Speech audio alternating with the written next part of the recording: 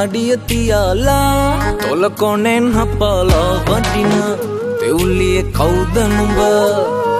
මාස් හොරෙන් බලාලා ඇස් වටේ නලෝලා හිතම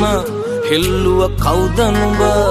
හැඩ උකුලේ වදින තෙතට ගෙතුව කොණ්ඩයගේ නුඹ මටම කැපෙන බව මේ හිතට දැනුණා නාගේ ඉතින් කෝ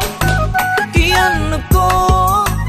මටමයි ආදරේ කාටවත් නොවේ කියලා ඉතින් කෝ